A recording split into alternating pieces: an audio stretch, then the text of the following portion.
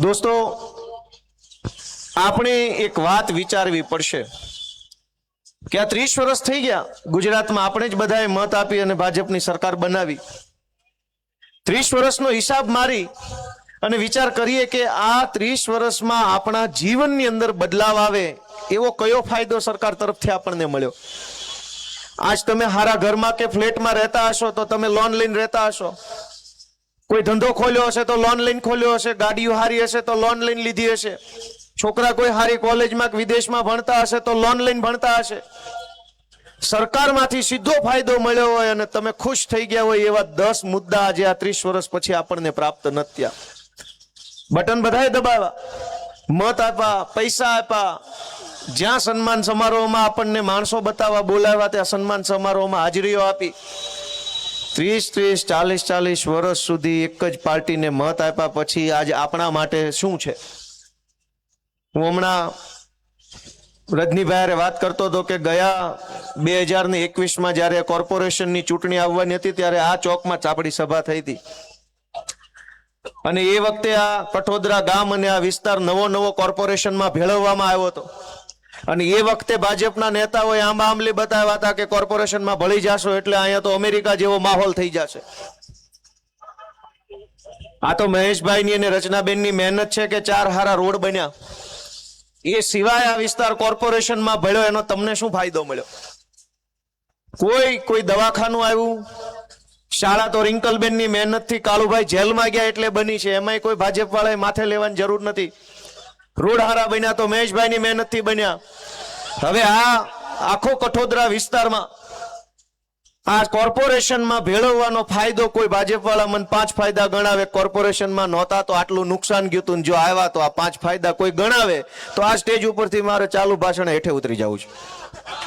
કોઈ 5 ફાયદા તો બોલે કે કઠોદરાને કોર્પોરેશનમાં નાખ્યું તો વેરો વધ્યો, એ સિવાય શું વધ્યું? વેરો વધ્યો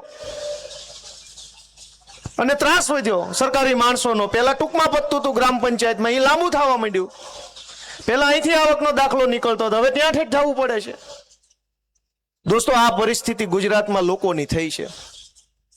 પણ અત્યાર સુધી તો એવું હતું કે વિકલ્પ નહોતો અને વિકલ્પ નહીં હોવાની મજા ભાજપ વાળાએ બરાબરની લીધી. આપણી એને ખબર હતી કે પબ્લિક ક્યાં જશે, એની પાસે કોઈ ઓપ્શન જ નથી, અમને જ મત દેવાના છે.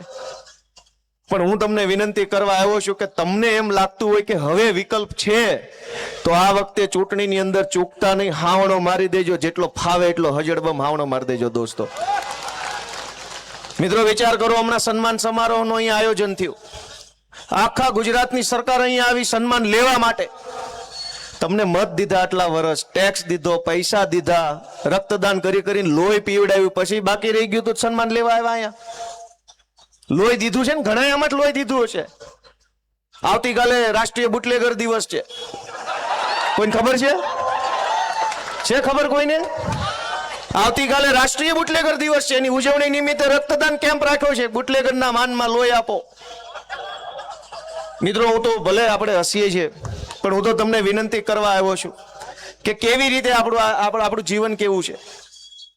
એક બાજુ ભણતર ગણતરનો જમાનો છે, શિક્ષણનો જમાનો છે અને આપણા વરાછા વિસ્તારમાં કોઈ કોલેજના ઠેકાણા નથી.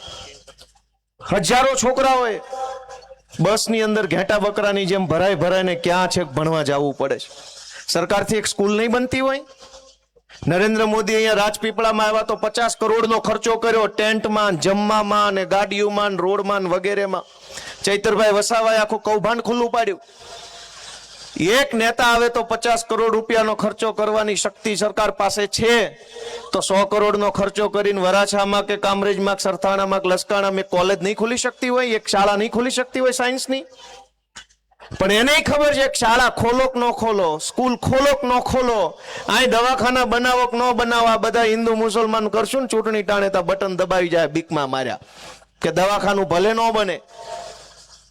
વર્ષોથી દોસ્તો આવું હાલતું રહ્યું છે અને એટલે અમે તમને વિનંતી કરવા આવ્યા છે કે જરાક બધા પોતાનો આત્મા જગાડે, અમારું ન વિચારે. હું તો કતાર ગામમાં એક ચૂંટણી હારી ગયો તો એમનામ લોઢાનો થઈને પડ્યો રહ્યો, વળી વારો આવી ગયો.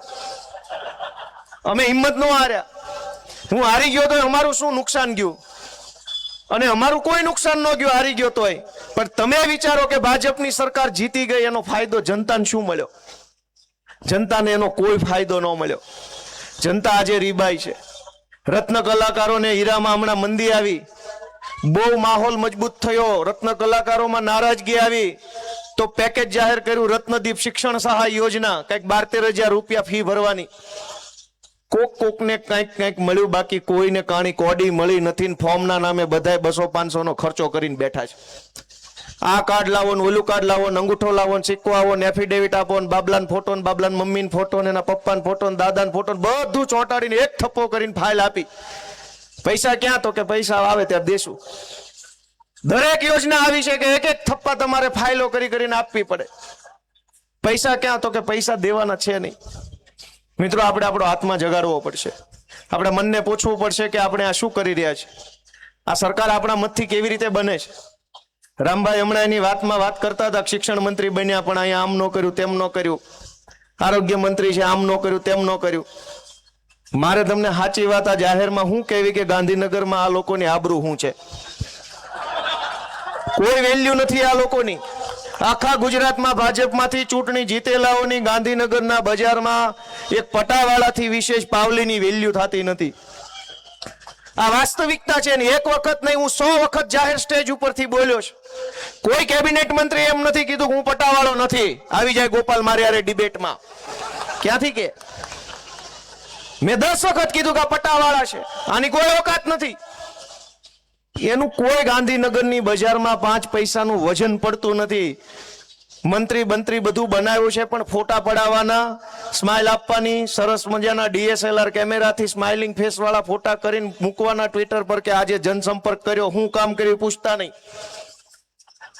દોસ્તો, કેવી સરકાર છે તમે વિચાર કરો કે મંત્રી તંત્રી ધારાસભ્યો કોઈનું સરકારમાં કશું જ ઉપજતું નથી. આ વાત 1,00,000% છે ને 10 વખત બોલ્યો તો કોઈએ મારી વાતનું ખંડન નથી કર્યું. હું ખોટો હોઉં તો 10 મંત્રી મારા વિરુદ્ધ મોરચો ન કાઢે. ગોપાલ ઇટાલિયા મુર્દાબાદ કેમ ન બોલ્યા? બધાને ખબર છે પોતે પટાવાળા છે. આ તો પાટીલની દયાથી ને ઉપરથી બનાવ્યા છે. લઈ લો, ખિસ્સા ભરાય એટલા ભરો, બાકી આપણને ક્યાં કઈ ખબર પડે છે. અને સૌથી મોટી દુર્ભાગ્યની વાત જુઓ દોસ્તો કે આપણે ત્યાં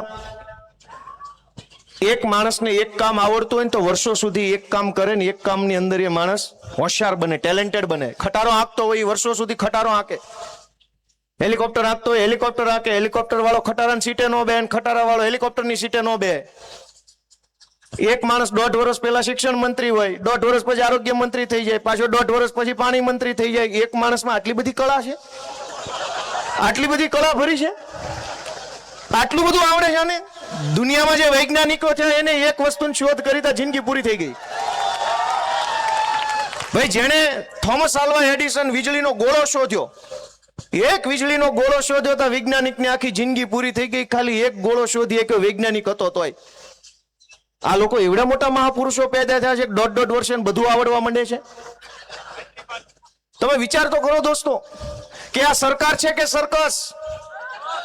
તમે અમારી આમ આદમી પાર્ટીની ચિંતા કરો ન કરો, ગોપાલભાઈ ઇટાલિયા હારી જશે જીતી જશે એની ચિંતા ન કરો. તમારા મતથી જે માણસો ચૂંટાય છે એ ન્યા સંગીત ખુરશીની રમત રમે છે, એના સર્કસમાંથી નવરા થાય તો તમારું કંઈક કલ્યાણ કરશે. એટલું તો વિચારો. એ એનામાંથી નવરા નથી થતા. એક સરકારની અંદર કેવડો મોટો વિભાગ હોય, જેમ કે શિક્ષણ વિભાગનો દાખલો લઈએ તો શિક્ષણની અંદર પ્રાથમિક શિક્ષણ, માધ્યમિક શિક્ષણ, ઉચ્ચ શિક્ષણ, ટેકનિકલ શિક્ષણ, પ્રૌઢ શિક્ષણ. હવે એ પાછા આટલા વિભાગ તો મુખ્ય વિભાગ. એ મુખ્ય વિભાગની અંદર શિક્ષણનો બાંધકામ વિભાગ અલગ, શિક્ષણનો મહેકમ એટલે કે કર્મચારી વિભાગ અલગ, શિક્ષણનો પગારનો વિભાગ અલગ, શિક્ષણનો ભરતીનો વિભાગ અલગ, શિક્ષણના નિવૃત્તિ પછી પેન્શનનો વિભાગ અલગ. એની અંદર એ પાછો ખરીદીનો વિભાગ અલગ. શિક્ષણની અંદર ખરીદીનો વિભાગ તો કે કોમ્પ્યુટર, ચોપડા, ઇન્ફ્રાસ્ટ્રક્ચર ખરીદી વિભાગ અલગ, તોડવા ફોડવાનો વિભાગ અલગ, જૂની સ્કૂલ તોડી પાડવી છે તો એનો વિભાગ અલગ, કોર્પોરેશનની શાળાનો વિભાગ અલગ, નગરપાલિકાની શાળાનો અલગ, જિલ્લા પંચાયતની શાળાનો વિભાગ અલગ, પ્રાઇવેટ શાળાનો વિભાગ અલગ. એક શિક્ષણ વિભાગની અંદર આટલા વિભાગ આવે તો આ મહાપુરુષો એટલા બધા જ્ઞાની છે કે 1.5 વર્ષ બધું શીખી જાય. દરેક શાળાની અંદર એક વિષયનો એક શિક્ષક હોય, બીજો વિષય નથી ભણાવી શકતો. એવડી મોટી દુનિયા છે. ગણિતનો શિક્ષક અંગ્રેજી નો ભણાવે ને અંગ્રેજીનો શિક્ષક પર્યાવરણ નો ભણાવે. બધાને બધી ખબર છે કે એક માણસને એક કામ જ આવડે, 100 કામ ન આવડે તો એ મહાપુરુષ કહેવાય. સરકારને આપણી કોઈ ચિંતા નથી. તમે જુઓ ઘડીક આને કે ચંદુન નહીં મગનને બનાવો, મગનને નહીં રમેશને બનાવો, એને કામ આરે લેવા દેવા નથી, ખાના ભરવા આરે લેવા દેવા છે. શિક્ષણ પ્રત્યે ગંભીરતા હોત તો કોઈ શિક્ષણ આવડતો હોય એવો માણસ મૂક્યો હોત, આરોગ્ય પ્રત્યે ગંભીરતા હોત તો આરોગ્ય આવડતો હોય એવો માણસ મૂક્યો હોત. દોસ્તો, સરકારને નથી શિક્ષણની ગંભીરતા, નથી આરોગ્યની, નથી પાણીની, નથી વીજળીની. એને એક જ વસ્તુની ગંભીરતા છે કે અમારી સામે ન પડે એવા ગાંડા ગોતીને મંત્રી બનાવી દો એટલે રળ્યા કરે, એમના બોલે નહીં કાંઈ મૂંગા મૂંગા. કેપેબલ માણસને આગળ ન આવવા દેવાનો. આપણા માટે કોઈ મંત્રી નથી બનાવતા, જનતાની સેવા કરવા નથી બનાવતા. ઘણા દોસ્તો, હું તો તમને વિનંતી કરવા આવ્યો છું, નાનો માણસ છું. આજ વિસાવદરના ખેડૂતોના આશીર્વાદથી ધારાસભ્ય તરીકે મને જવાબદારી મળી છે એટલે જરાક મોટો લાગુ છું ગામમાં, પણ હું નાનો માણસ છું. અમે અમારી વેદના કહીએ છીએ કે ક્યાં સુધી લોકો આત્મા નહીં જગાડે. પોતાની મનને પૂછે બધા કે પહેલાના જમાનામાં આ સુરતમાં જે આખા દેશમાંથી જે માણસ અહીંયા આવતો ને એનું ઘર હચવાઈ જતું, ઘરનું પેટ ભરાતું. ઘરનો એક આદમી હીરા ઘસતો તો ઘર આખું હાલી જતું. એક જમાનામાં બહેનો ઓલું એને શું કહેવાય જમાડવાનું ઘરે કરતા, લોજિંગ.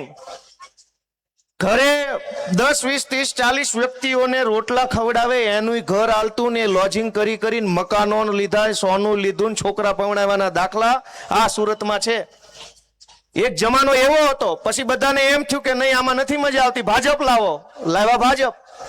ઘરમાં હોય એટલા કમાય છે ને તોય અત્યારે ઘટતા હોય છે દર વખતે. તે દિવસે 2 જણા કમાતા, બેન લોજિંગ કરતા ને ભાઈ હીરા ઘસતા ને આખું ઘર ખુશ ખુશ રહેતું.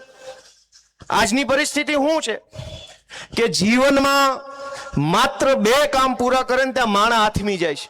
આથમી જાય મતલબ ઉપર વયો જાય છે. એક ઘરનું ઘર લઈ લે સુરતમાં અને એક દીકરો કે એક દીકરી પવણાઈ દે, 2 પ્રસંગ ઉકેલે ને ત્યાં માણસ આખો ઉકલી જાય છે. એવી હારી સરકાર આપણે ત્યાં આવી છે. ત્રીજું કામ નથી કરી શકાતું. પહેલા આપણે બધાની ત્રીજી પેઢીએ 10-10 છોકરાઓ, ભાઈઓ બહેનો, ફઈઓ ફુવા, મામા માસીઓ, કેટલા ભાઈઓ છે. બધાનું પોહાણ હતું, બધાનું ભરણ પોષણ થઈ જતું, લગ્ન થઈ જતા, સોનું દેવાઈ જતું, આણું થઈ જતું, કરિયાવર બધું જ થતું. એક સંતાન પવણાવો ને એક ઘરનું ઘર સુરતમાં લઈ લો તો આખો માણસ ઉકલી ગયો, આખી પેઢી પૂરી થઈ જાય આટલી અમથી વાતમાં. શું કામ? ચારો તરફ ભાજપના માણસોએ લૂંટ મચાવી છે, લૂંટ. આ તમામ જમીનોના ભાવ ખોટી રીતે ઊંચા કરવામાં આવ્યા. ટીપીના નામે 40% જમીન કાપી લે. બચેલી જમીન ઉપર બધો બોજ આવે. બિલ્ડરને મોંઘું પડે એટલે બિલ્ડરને ઘરે થોડું મોંઘું પડે, તો લેનારા ઉપર મોંઘું પડે. અને દોસ્તો, એ તો ઠીક છે. આ વડોદરામાં દર ચોમાસામાં પૂર આવે, પાણી ભરાઈ જાય છે. જુનાગઢની અંદર ચોમાસામાં પૂર આવ્યું, પાણી ભરાઈ ગયું. આ કઠોદરા વિસ્તાર નવો ડેવલપ થાય છે. આખી ખાડી બિલ્ડરોએ દબાવી દીધી અને કોઈ કહેનારું નથી. બિલ્ડિંગો તો બની જશે. કોક માણસ આખી મહેનત મજૂરી પરસેવાની કમાણી લગાવીને 25 લાખનો એક ફ્લેટ લેશે. ફ્લેટ તો શિયાળે કે ઉનાળે લેશે ને ચોમાસે ખબર પડશે 25 લાખના ફ્લેટની હેઠે પાણી ભરાય છે. ક્યાં ફરિયાદ કરવાની? દોસ્તો, આપ કોઈ કહેવા વાળું નથી, કોઈ રોકટોક કરવા વાળું નથી. હમણાં હું ગયો તો સિટીમાં, એટલા બધા ટ્રાફિક પોલીસ વાળા ઉભા હતા અને જેની તેની ગાડીઓ ઉઠાવી જતા. મને એમ થયું કે અત્યારે નથી બોલવું, સરકાર આવે ત્યારે કહેશું. જેમ ભાવે એમ રોડ ઉપર પાર્કિંગ વગરના બિલ્ડિંગો બનાવી નાખ્યા, એ કોઈ ન દેખાણા. આખું બિલ્ડિંગ ગેરકાયદેસર ઉભું હોય, પાર્કિંગ ન હોય, બેઝમેન્ટ પાર્કિંગ ન હોય, બેઝમેન્ટના પાર્કિંગની જગ્યાએ દુકાન બની ગઈ હોય તો કોઈને વાંધો નથી. તમારી ગાડી ત્યાં ન મૂકતા, નકર ઉઠાઈ લો, એ ગેરકાયદેસર છે. એનો અર્થ એવો કે ગાડી પાર્ક કરવું એ ગેરકાયદેસર છે, બિલ્ડિંગ બનાવવું કાયદેસર છે. શું કામ? ભાજપના નેતાને પૈસા આપીને બનાવ્યું છે, એમનામ થોડું બનાવ્યું છે. તો મારે એવું કેવું છે કે ભાઈ અહીંયા ભાજપની ઓફિસ કામરેજ ખુલી છે, એના મહિનાને પાસ કાઢજો, ગાડી ગમે પાર્ક કરવાનો, 3000 આપો, ગમે પાર્ક કરજો.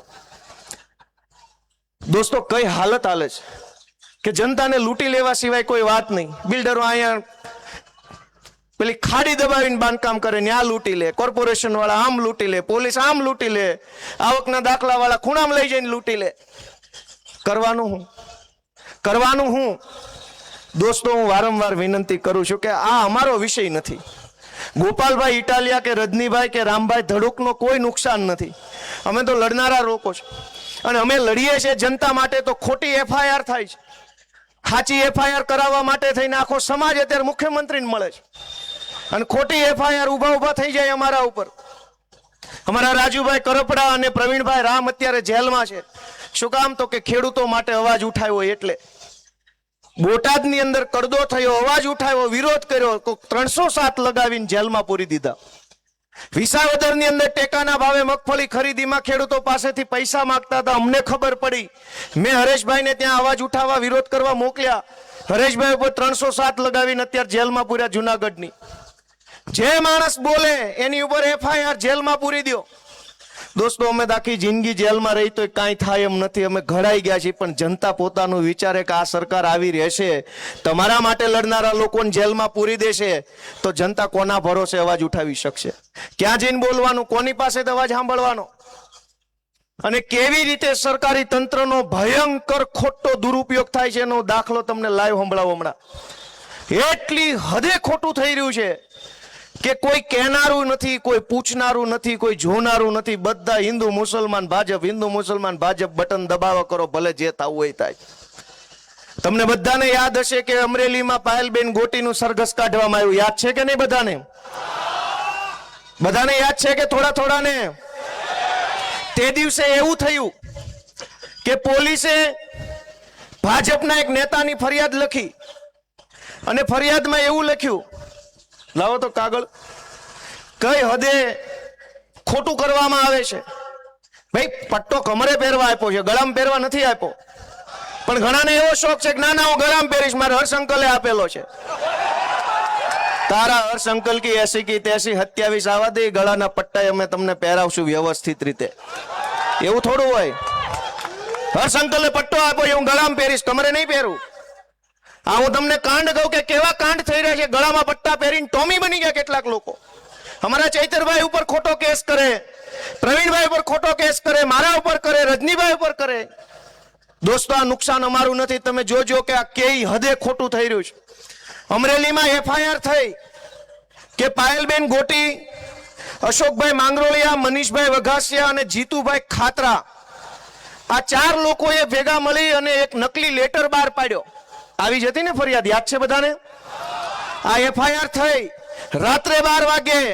સિંઘમોનું એક ટોળું ગયું એમના ગામમાં, પાયલબેનની ધરપકડ કરી રાત્રે 12 વાગે. જે ન થઈ શકે, બીજા દિવસે કોર્ટમાં રિમાન્ડ માંગ્યા. 2 દિવસના રિમાન્ડ મળ્યા પછી પોલીસે અમરેલીની બજારમાં સરઘસ કાઢ્યું પાયલબેનનું, અને પછી ઓલા બીજા 3 જણાનું સરઘસ કાઢ્યું. એના રિમાન્ડ લીધા, જેલમાં પૂર્યા, હાઈ વોલ્ટેજ ડ્રામા કર્યો. પછી શું થયું? આ મારા હાથમાં કાગળ છે, અમરેલીના નાયબ પોલીસ અધિકારી નૈના ગોરડિયાની સહી છે આની અંદર. અમરેલીના ડીવાયએસપીએ અમરેલીના જજને, ચીફ જ્યુડિશિયલ મેજિસ્ટ્રેટને એવું લખ્યું કે અમરેલી સિટી પોલીસ સ્ટેશનની ફલાણા નંબરની એફઆઈઆરમાં આરોપી પાયલબેન અશ્વિનભાઈ ગોટી રહે ફલાણા ગામ, તેમના વિરુદ્ધમાં પૂરતા પુરાવા નથી અને આરોપીનું નામ ભૂલથી આવી ગયેલું છે, માટે આ ભૂલથી નામ થયું છે એ કાઢી નાખજો અને અમે અહીંથી કાઢી નાખીએ છીએ. બાપા સીતારામ. ભૂલથી આરોપીનું નામ આવી ગયું, રિમાન્ડ માંગી લીધા, સરઘસ કાઢી લીધું, પટ્ટા મારી લીધા, બદલો લેવાઈ ગયો એટલે કોર્ટમાં લખીને આપી દીધું કે આ તો ભૂલથી આવી ગયું તું. હી. તમે દિલ ઉપર હાથ રાખીને વિચારો કે તમારી દીકરી યારે આવું કરીને પછી પાછળથી કહી દેતો કે ભૂલથી આવી ગયું. આ વ્યાજબી વાત છે? જે દિવસે એફઆઈઆર લખાય તે દિવસે તમે નહોતા જોઈ શકતા કે સાચું છે કે ખોટું? ચેક કરી શકાય એમ હતું. બધી ખબર હતી કે ખોટું છે, પણ ટોમી તો ટોમી છે ભાઈ. હર્ષ અંકલ બોલે ટોમી, ટોમી કે પાયલને પકડી લાવું. મિત્રો, કલ્પના કરો, આપણે હસીએ છીએ પણ એટલો શરમનો દુઃખનો વિષય છે. એક વખત અમારી સરકાર બનાવી જોજો, ટોમીને ઢહડીએ નહીં તો કહેજો તમે.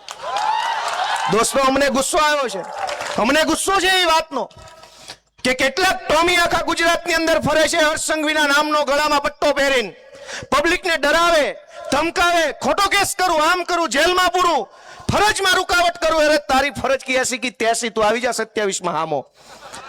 દોસ્તો, પાયલબેનનું સરઘસ કાઢ્યા પછી પોલીસના ડીવાયએસપીએ અદાલતને લખ્યું કે આ ભૂલથી આવી ગયેલું નામ છે, તો શું કામ સરઘસ કાઢ્યું ભાઈ? શું કામ રિમાન્ડ માંગ્યા? ધરપકડ શું કામ કરી? 2 દિવસ મોડી ધરપકડ કરી હોત, 2 દિવસ ચેક કર્યું હોત, 2 દિવસ તપાસ કરી હોત તો તમને ત્યારે જ ખબર પડી જાત કે આ ખોટું છે, તો આ બધું ન કરવું પડે. અને એનાથી આગળ કુલ 4 આરોપીના નામ હતા.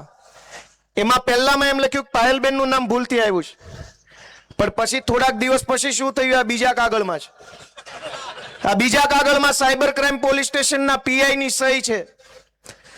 અને એણે એવું લખ્યું છે કે આ કેસ હકીકતની ભૂલ વાળો છે, એટલે કે અમારાથી ભૂલ થઈ ગઈ છે. એટલે આરોપી મનીષ વઘાસિયા, આરોપી જીતેન્દ્ર ખાતરા અને આરોપી અશોક માંગરોળિયા વિરુદ્ધ તપાસ દરમિયાન કોઈ પુરાવો મળ્યો નથી. એનું નામ પણ ભૂલથી આવી ગયેલું છે, માટે કાઢી નાખવું. બાપા સીતારામ. દોસ્તો વિચાર કરો, 4 આરોપીના નામ ભૂલથી આવી ગયા, 4 આરોપી વિરુદ્ધ પુરાવા નથી, તો મૂળ કેસનું શું થયું? ઓલો લેટર કોણે લખ્યો હતો? અને લેટર લખ્યો તો એ સાચો હતો કે ખોટો હતો? પાયલબેન અને 3 પુરુષ 4 આરોપી હતા, 4ના નામ ભૂલથી આવી ગયા એવું પોલીસે ઓફિશિયલ લખીને કોર્ટમાં આપી દીધું. તો ગુનો કોણે કર્યો? સરઘસ શું કામ કાઢ્યું? રિમાન્ડ શું કામ લીધા? તો કે અત્યારે જે ભાઈ હર્ષ સંઘવીના ભાઈબંધ જે મંત્રી બન્યા છે એને બદલો લેવો તો આ 4 લોકો હારે. એટલે ટોમીને કીધું કે જા ટોમી, પાયલબેન અને ઓલા 3ને પકડીને સરઘસ કાઢીને કેસ કરીને ખોટા કેસમાં જેલમાં નાખી અને બદલો લેવાઈ જાય, પછી લખીને આપી દેજે. હી છૂટી ગયા. દોસ્તો કાયદાનો કેટલો ભયંકર દુરુપયોગ છે તમે જોયું. આ હદ છે પોલીસ સ્ટેશનોની હાલત આ છે. તમે વિચારો કે કેમ લડવાનું અને કોણ લડશે, આ બધું વ્યાજબી છે કે ગેરવ્યાજબી? તમારી શેરીમાં સોસાયટીમાં ભાજપના પેજ પ્રમુખ રહેતા અને પૂછો કે ભાઈ તારી બેન દીકરી આરે આવી ઘટના બનશે અને પાછળથી પોલીસ હી કરશે, ગમશે?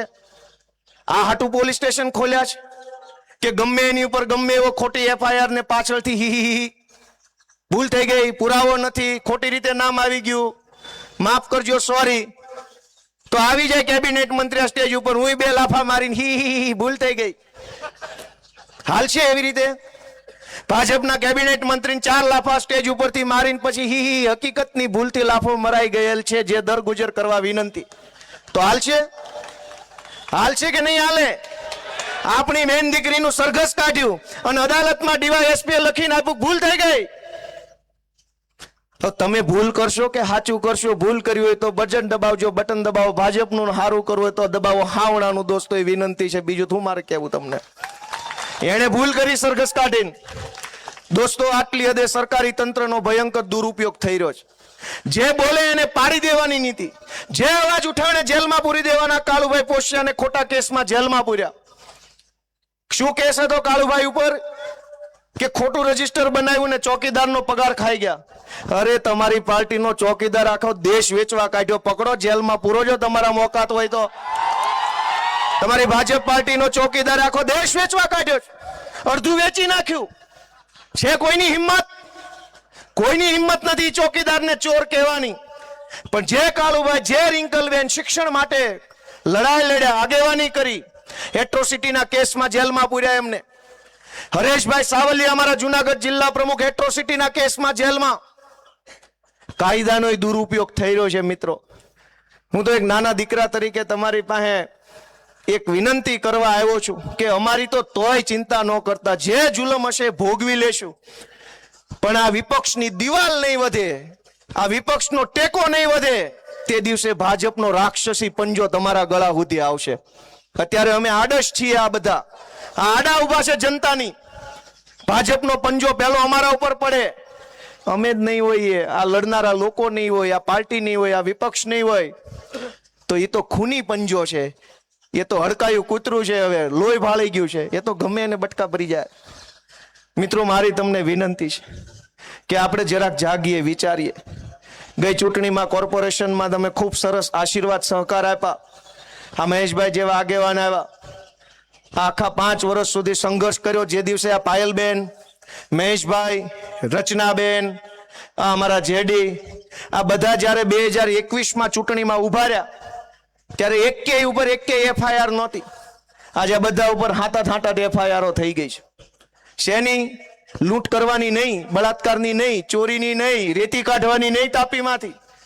કામરેજના, કતારગામના, વરાછાના, સુરતના લોકો માટે લડવાની 7-8 FIR આ બધા ઉપર થઈ ગઈ છે. 5 વર્ષમાં આટલું મેળવ્યું એમણે. અને દોસ્તો, જે ભાજપમાંથી નેતા બને છે એ શું મેળવે છે તમે જાણો છો. આ લોકો શું મેળવ્યું? જેલમાં ગયા, અનેક વખત માથા ફૂટી ગયા, તમે બધાએ બધું જોયું છે. અને છતાંય આટલા જુલમ પછી આ આખી ટીમ, આ અમારી પાર્ટી, આ નેતાઓ જનતા માટે લડાઈ લડે છે. તો તમારા આશીર્વાદના હકદાર ખરા કે નહીં? એ 7-8 જણાએ હા પાડી, એનો ખૂબ ખૂબ આભાર ભાઈ. બધાએ હા નથી પાડી. દોસ્તો, ખૂબ મુશ્કેલ સમય છે ગુજરાતના ઇતિહાસમાં. મારી તો ઉંમર 36 વર્ષ છે. જેની મારા કરતા ડબલ ઉંમર હોય યાદ કરે કે તમે છેલ્લે ક્યારે એવું સાંભળ્યું હતું કે ધારાસભ્યને જેલમાં પૂર્યા? ગુજરાતના ઇતિહાસમાં પહેલી એવી ઘટના બની કે ચૈતરભાઈ વસાવા ધારાસભ્ય બન્યા પછી 2 વખત એમને જેલમાં પૂરવામાં આવ્યા. શું કામ? કે ચૈતરભાઈ વસાવા અવાજ ઉઠાવે છે, ગરીબો માટે, ખેડૂતો માટે, યુવાનો માટે, ભાજપની સામે લડે છે, એની પોલ ખોલે છે. તો 307 ને આ કલમ ને ઓહો, આખો ચોપડો કલમનો લાગી જાય છે. અને ગુંડાઓ, બુટલેગરોને ડિસ્કાઉન્ટ આપવામાં આવે છે. મારી વાત સાચી છે કે ખોટી? મિત્રો, કહેવા બેસીએ તો કંઈ ખૂટે નહીં એવી વાતો છે. પણ સમજદાર માણસને તો ટૂંકમાં બધું સમજાઈ જાય કે બહુ મુશ્કેલ સમય ચાલી રહ્યો છે. અહીંયા બધા આવ્યા હતા. આજ આખા કાઠિયાવાડનો સૌથી મહત્વનો પ્રશ્ન શું છે? આપણે બધા કાઠિયાવાડના માણસો છીએ, અલગ અલગ જ્ઞાતિના. આપણા કાઠિયાવાડના સૌથી મહત્વના 2 પ્રશ્નો છે. આખી સરકારને, આખું એનું ટોળું, મંત્રી સંત્રી એક ખટારો ભરીને મુદ્દામાલ અહીંયા સન્માન લેવા આવ્યો હતો. કોઈએ એને પૂછ્યું નહીં કે કાઠિયાવાડની સૌથી મોટી સમસ્યા છે સામાજિક સુરક્ષા, સલામતી. ગુંડાઓ, લફંગાઓ, હલકાઓ બેફામ બન્યા છે. ગમે એને મારી લેવું, ગમે એનું લૂંટી લેવું, ગમે એને હેરાન કરવા, ગમે એની બેન દીકરીના ચાળા કરવા, ગમે એના શેઢે ચડી જવું, ગાડીઓ ચોરી લેવી, તુતારી કરી લેવી, વ્યાજે રૂપિયા આપીને જમીનો લખાઈ લેવી, બેફામ બન્યા છે બધા. આ વાત સાચી છે કે નહીં? આખા ગુજરાતમાં લુખ્ખાઓ બેફામ બન્યા છે. પણ છે કોઈમાં હિંમત ટોમીમાં કે લુખ્ખાઓને પકડી બતાવે? ગરીબ માણસને પકડવામાં બધા સિંઘમો. સામાન્ય માણસ બચારો પોટલું લઈને 2 રૂપિયા રળતો હોય તો એને પકડીને સિંઘમ અને રીલો બનાવવાની. પણ માફિયાઓ, ગુંડાઓ, રેતી કાઢનારાઓ, કટકી કરનારાઓ, તોડ કરનારાઓ, બહેનો દીકરીઓની છેડતી કરનારાઓ બેફામ ફરે છે. આખા ગુજરાતમાં કોઈ એને કંઈ કહી શકે એમ નથી. અને સૌથી વધુ સમસ્યા સૌરાષ્ટ્રની અંદર અત્યારે લુખ્ખા તત્વોની છે. છાસવારે ગમે એને મારી લેવાના, ગમે એની ઉપર ધોકો મારી લેવાનો, લાફા મારી લેવાના, ગાડીઓ ચડાવી દેવાની. આ કોઈ સરકાર રાજ છે કે પછી તાનાશાહી ચાલે છે? અને સૌથી મોટી બીજી સમસ્યા રોજગારની. અનેક માણસો એવા છે કે જે પરાણે, મજબૂરીમાં, લાચારીમાં સુરત કે અમદાવાદ, રાજકોટ રહેવું પડે છે. જો બાપ દાદાના ગામની અંદર કંઈક એને રોજગાર મળે, કંઈક સારી સુવિધા મળે, વ્યવસ્થા મળે, સલામતી મળે, તો અનેક પરિવારો એવા છે જે અહીંયા હાકડી કોટડીમાંથી આઝાદ થઈને બાપ દાદાના 10 વીઘાના મહેલમાં રહેવા જાય એમ છે. પણ કેવી રીતે જવાનું? ત્યાં સલામતી નથી, સુવિધા નથી, વ્યવસ્થા નથી. 30 વર્ષ થઈ ગયા ભાજપના નેતાને મત આપતા આપતા. CR પાટીલનો બંગલો જોયો છે કોઈએ? કોઈ જોયો છે? કોઈ જોયો છે?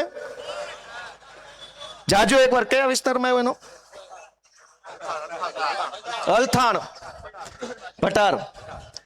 હું તો બધાને વિનંતી કરું છું, અમથા સ્પેશિયલ બહારથી જોવા જાજો, તમારું દિલ ખુશ થઈ જાય ને એવો 100 કરોડનો બંગલો CR પાટીલે બનાવ્યો છે. એના ટોયલેટની અંદર ફિલ્ટર પાણી આવે છે. ભલે તમે દાંત કાઢો પણ કન્ફર્મ ન્યૂઝ છે. મને બધી માહિતી છે, જાજુ બોલવું નથી. દોસ્તો, તમે એને મત આપ્યા, એના તો ટોયલેટમાં ફિલ્ટર પાણી આવે છે ને આપણા છોકરાને ભણવા નિહાળ્યું નથી. એટલી બધી ચિંતાનો વિષય છે કે કહેવા બેસીશ તો તમને એમ લાગશે ગોપાલભાઈ શું બોલે છે. દરેક ભાજપના નેતાઓ આલિશાન મહેલોમાં રહેતા થઈ ગયા. અને એનોય વાંધો નથી, એના નસીબમાં હશે તો બંગલામાં ભલે રહેતા, પણ આપણા છોકરાના નસીબમાં શાળા નહીં લખી હોય, ભગવાને એમના મોકલ્યો હશે વગર નિહાળનો. તમારા નસીબમાં બંગલા લખ્યા તો રહ્યો તમે બંગલામાં. અમારા છોકરાના નસીબમાં એક શાળા તો લખતા જાવ હારી, કે આ ગરીબના ઘરે જન્મેલો છોકરો સાયન્સ બાયન્સ ભણશે અને એન્જિનિયર બેન્જિનિયર બનીને ઘરનું લીલું પીળું કરશે. તમારા નસીબમાં હશે તો તમે રડો, ખાઓ, પીઓ, ભ્રષ્ટાચાર કરો, બંગલા બનાવો. અમારા છોકરાનું હું નાનામાં નાની વાત માટે નાના માણસે કરગરવું પડે, ભીખ માગવી પડે, લાચારી કરવી પડે. આખી સરકારની ટોળકી સન્માન લેવા આવી, પણ માણસનું સન્માન તો કરતી નથી એમની સરકાર. એક આધાર કાર્ડમાં નામ કે અટક કે જન્મ તારીખ સુધારવી હોય ને તો પગે લાગી લેવું પડે છે, એટલી હદે ધક્કા ખાવા પડે છે. હું તો જોઉં છું કે ઘણા કેસમાં છૂટાછેડા થયા હોય અને પછી એ બેનના બીજા લગ્ન થયા હોય ને એમાં નામ બદલવા હોય, એ છોકરાના નામ બદલવા હોય તો ઓહો હો ભગવાન ભાળી જાય છે કે બાપા આ કોઈ દી ન થાય. છૂટું કરવું એ હેલું થઈ ગયું છે, પણ ઓલું નામ બદલવું અઘરું થઈ ગયું છે. વાસ્તવિકતા હોય હા પાડો ને તો ના પાડી દો. એટલી હેરાનગતિ છે કે એની વાત જવા દો. માણસને ધક્કે ચડાવવો, અપમાનિત કરવો, એને કોઈ પણ સંજોગોમાં લૂંટી લેવા સિવાય કોઈ વાત નથી. સૌરાષ્ટ્રના 2 પ્રશ્નોની વાત કરતો હતો કે લુખ્ખા તત્વોનો ત્રાસ એટલી હદે વધ્યો છે કે એની કોઈ સીમા નથી. અને આ જ લોકો અહીંયા માઇકમાં ભાષણ આવીને કે કાંઈ પણ હોય તો સરકાર તમારી સાથે છે. અમારી નહીં, લફંગાઓની હારે સરકાર છે. અમારે હારે હોત તો ક્યાં ઉપાધિત છે? રેતી કાઢનારાઓની હારે સરકાર છે, આ ખાડી દબાવનારાઓની હાથે સરકાર છે, વ્યાજે ફેરવનારાઓની હારે સરકાર છે, દારૂ વેચનારાઓની હારે સરકાર છે, ડ્રગ્સ વેચનારાઓની હારે ભાજપની સરકાર છે. અમારી હારે તો 1000 હાથવાળો છે ને હવે આમ આદમી પાર્ટી છે. અમારી હારે તો બીજું કોણ છે? ગરીબો હારે કોણ? દોસ્તો વિચારો, જરાક વિચારો કે આખા કાઠિયાવાડની અંદર કેશુ બાપા એક સપનું જોઈને ગયા હતા, કલ્પસર યોજના. એનો એક આખો વિભાગ બની ગયો છે સરકારમાં, નર્મદા કલ્પસર અને જળ સંપત્તિ વિભાગ. એનું આખું કેબિનેટ વિભાગ છે, એના મંત્રી છે. આજ 30 વર્ષથી એક યોજના પૂરી નથી થતી. મુખ્યમંત્રી આવવાના હોય તો રાતોરાત રોડ બની જાય, સફેદ પટ્ટાઈ લાગી જાય, ઝાડવા મુકાઈ જાય, ઝાડવાને પાણી પવાઈ જાય, ડિવાઈડર સાફ થઈ જાય, ઉપર ધૂળ ઝાડા કરી નાખે. 30 વર્ષથી સૌરાષ્ટ્ર આખાની જીવાદોરી સમાન કલ્પસર યોજનાની એક ઈંટ નથી મૂકવામાં આવી. શું કામ? તમે ને મેં મત આપ્યા, કાઠિયાવાડના લોકોએ મત આપ્યા, સૌરાષ્ટ્રના ખેડૂતોના દીકરાઓએ મત આપ્યા, આપણે મત આપ્યા પછી આપણે ત્યાં એક કેમ ન બન્યું? એક કલ્પસર યોજના બની જાય, આખા કાઠિયાવાડ લીલુંછમ થઈ જાય, હજારો ખેતરોની અંદર સિંચાઈનું પાણી પોગતું થઈ જાય, પીવાનું પાણી પોગે, ઉદ્યોગ આવે, ખેતી સમૃદ્ધ થાય, લોકો પગભર થાય, બાપ દાદાની જમીનમાં આત્મસન્માનથી જીવી શકે, અહીં લાચારી ન કરવી પડે. પણ 30 વર્ષથી કલ્પસર ડેમ ઉપર એક ઈંટ મૂકવામાં નથી આવી. દર ચૂંટણી આવીને નાળિયેર નાખી જાય છે. દોસ્તો ક્યારેક તો આપણે જાગવું પડશે. અને આ ચિંતા આમ આદમી પાર્ટીની નથી, આ ચિંતા ગોપાલભાઈની નથી, આ ચિંતા તો આપણા બધાની હૈયારી છે કે આમનામ હાલવા દેવું છે કે કઈ ફેરફાર કરવો છે. અને એક ખાલી વિસાવદરથી ફેરફાર કર્યો તો મજા આવી કે ન આવી? હોય એવું કયો ભાઈ, મજા આવી કે ન આવી? એક સીટમાં આટલી મજા આવે તો એકની અનેક થાય તો કેવી મજા આવે? એક સીટમાં તો આટલી મજા અમને આવી ને એને આવે છે, અને એ દોડતા થયા છે. અને જેને પોતાના બાપના પેટ પડીને કામ ન કર્યું હોય ને જીવે ત્યાં સુધી કામ ન કરી શકે. ગોપાલ ઇટાલિયા વિસાવદરની ચૂંટણી જીત્યો, એ પછી ગુજરાત આખાની જનતાની અંદર એક હિંમત આવી, એક આશા આવી, એક ભરોસો આવ્યો. અને ભાજપને એમ લાગ્યું હોય કે હારું નાનું પબ્લિક છટકી રહ્યું છે આપણા ચુંગાલમાંથી, આપણી માયાજાળમાંથી, અને ગોપાલભાઈની પાર્ટી હારે જોડાઈ રહ્યું છે, તો ભાજપ વાળાએ કામ કરવું પડે. પણ કામને બદલે ગામડે ગામડે સન્માન સમારોહ ચાલુ કર્યા છે. અમદાવાદમાં સન્માન સમારોહ, રાજકોટમાં, એટલે સન્માન નહીં, હવે તો કામ કરો. ગોપાલભાઈ જીત્યા પછી સન્માન સમારોહ ચાલુ કર્યા. શેનું સન્માન? લૂંટી લીધા પ્રાઇવેટ શિક્ષણમાં એનું, દવાખાનામાં લૂંટ્યા એનું, કે ટોલ નાકે લૂંટ્યા એનું, કે આ ડ્રગ્સ વેચાવીને અમારા દીકરાઓને બરબાદ કર્યા એનું, કે આ મંદિરમાં ભવડી નાખ્યા એનું? શેનું સન્માન? કોઈ પૂછનારું નથી કે આ શું હાલી રહ્યું છે. મિત્રો, હજારો કરોડો લોકો એક લાચારી ભર્યું જીવન જીવે છે. કેટલાય લોકો એવા છે ખાવાની સમસ્યા છે, ખાવાના પૈસા નથી. આજે મને એક ફોન આવ્યો, એ કે અમારા ઘરે ઘઉં નથી, તમે કંઈક કરો. મેં તો ફોન, મારી પાસે રેકોર્ડિંગ છે પણ સંભળાવવું નથી. મેં ફોન ઉપાડ્યો કે ફલાણા ગામથી ફલાણા ભાઈ બોલું છું, મારા ઘરમાં ઘઉં નથી કાકા, તમે કંઈક કરો, ધારાસભ્ય છો તો. આજની જ વાત દોસ્તો, આપણે બધાએ આત્મા જગાડો એવી હું તો વિનંતી કરું. હું તો નાનો માણસ છું, મને બહુ બીજી જાજી ખબર રાજકારણીયા જેવી પડે નહીં, પણ મેં મારી લાગણી તમને કીધી, મેં મારો આક્રોશ તમને કીધો, મારી અંદર જે પીડા હતી એ મેં જેમ આવડી એમ કીધી. અમારો કોઈ સ્વાર્થ નથી. અમારે કોઈ લોભ લાલચ નથી. જો લોભ લાલચ હોત, પૈસા વાળું બનવું હોત તો ઊભું ડોકું હલાવવી એટલી વાર છે, ટેકાના ભાવે લઈ લે એમ છે. પણ અમારું ડોકું ઊભું ન હલે, અમારું ડોકું આડું હલે છે કે નહીં, ચોરના પેટના ને મૂકવાના નથી, નહીં નહીં નહીં, અમારું ડોકું આડું હલે. અને જેણે ઊભા ડોકા હલાવ્યા એને લઈ લીધા છે, ગોડાઉનમાં મૂકી દીધા છે. જ્યારે જેવો જોશે એવો બહાર કાઢશે. ગોડાઉન આખું ભરી લીધું છે.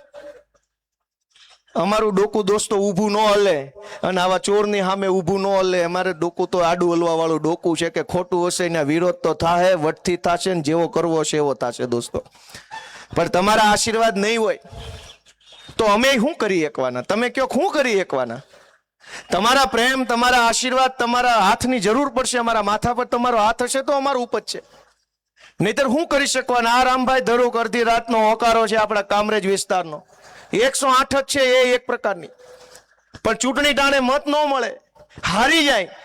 આ તો સારું કહેવાય કે રામભાઈ 2 ચૂંટણી હાર્યા પછી હિંમત નથી હાર્યા, છતાંય દોડે છે. જ્યારે બોલાવો, જ્યાં બોલાવો, જે કઈ ઊભા હોય છે. આ ધર્મેશભાઈ ભંડેરી, આ બધા જ માણસો લડે છે, તમારા આશીર્વાદની આશા રાખીને આવ્યા છે. ચૂંટણી આવશે ત્યારે બધાય આવશે, આખું રામટોળું ઉતરશે, ભાજપનું, આમથી કોંગ્રેસનું, બધા આવી જવાના છે. પણ તમે ન્યાય કરજો, તમે નિર્ણય કરજો. તમારી અદાલતમાં અમારો કેસ અમે ખુલ્લો મૂક્યો છે. હવે આવતી ચૂંટણીએ તમે અમારા તરફ ચુકાદો આપજો, એવી તમને ન્યાયાધીશોને હું અપીલ કરું છું. કેમ કે ભાજપની સરકારની અદાલતોમાં તો વર્ષો વયા જાય કેસનો નિકાલ થવામાં. તમારી અદાલત છે એ પાકી અદાલત છે, બટન દાબ્યું નથી, ચુકાદો આવ્યો નથી. આ અમારી ઉપર જથ્થાબંધ કેસ કર્યા છે, ઈ અદાલતમાં તો 10 વર્ષ વયા જાય. અમારા છોકરા હાથે મોટા થઈ જાય ત્યારે જ નિર્ણય નહીં આવે. વિસાવદરની અદાલતમાં ગોપાલભાઈનો કેસ મૂક્યો, ગબ કરતું રિઝલ્ટ આવ્યું, કમ્પ્લેટ. ગોપાલભાઈ કમ્પ્લેટ છે, રેડી લ્યો મારો સિક્કો. આવ્યું કે ન આવ્યું? અને ઈ અદાલતમાં રિઝલ્ટ આવ્યું, જોટો ક્યાં સુધી લાગ્યો? છેટ ઝટકો લાગ્યો ને. તમારી અદાલતમાં જો રિઝલ્ટ સારું આવશે તો ફાયદો તમને મળવાનો છે દોસ્તો. અમે તો કઠડામાં ઊભા છીએ જનતાની અદાલતના ન્યાય નિર્ણય તમે કરો એવી અમારી આશા છે. બધાને એવું વિનંતી કરું છું કે કોઈ પણ પ્રકારનો કાંઈક વાદ વિવાદ હોય, કાંઈક અમારી ક્યાંક ભૂલચૂક થઈ ગઈ હોય, ભાઈ અમે નાના માણસ છીએ, કાંઈ 3 પેઢીના રાજકારણીયા છીએ નહીં, ખોટું બોલવામાં ફાવટ આવી ગઈ હોય. જેવું આવડે એવું બોલીએ છીએ, સાચું સાચું બોલીએ છીએ. ખોટું બોલવું નથી, ખોટું કામ કરવું નથી, પૈસા વાળું બનવું નથી. અને છતાંય અમારાથી કાંઈ ભૂલ થઈ હોય, ચોક થઈ હોય, કાંઈક નાનું કામ ઓછું થયું હોય, કાંઈક વધુ થયું હોય, કાંઈક તમે ઈચ્છા રાખી હોય એવું ન થયું હોય, તો એ બધી ભૂલને દરગુજર કરી અમને માફ કરીને એકવાર ભાજપને સાફ કરો ને, એવી મારી તમને બધાને વિનંતી છે દોસ્તો. આ બધાએ ખૂબ 5 વર્ષ સુધી સંઘર્ષ કર્યો છે. રિંકલબેનના આવવાથી અમારી હિંમત વધી, બળ વધ્યું. લડનારા એક યોદ્ધા મળ્યા એટલે સૈનિક ભળે તો સૈનિકોનું મનોબળ ને બળ બેય વધે. એટલે રિંકલબેનનો ફરીથી હું સ્વાગત કરું છું. આ કઠોદરા વિસ્તારના સૌ આગેવાનો જેણે આ મિટિંગમાં સફળ બનાવવામાં રસ લીધો, ભાગ લીધો, હાજરી આપી, બધાયનો હૃદયપૂર્વક આભાર. અને આપ સૌએ આટલી શાંતિથી મારી વાત સાંભળી એ બદલ બધાને 2 હાથ જોડીને નમસ્કાર. વૈષ્ણવજન તો તેને કહીએ જે પીડ પરા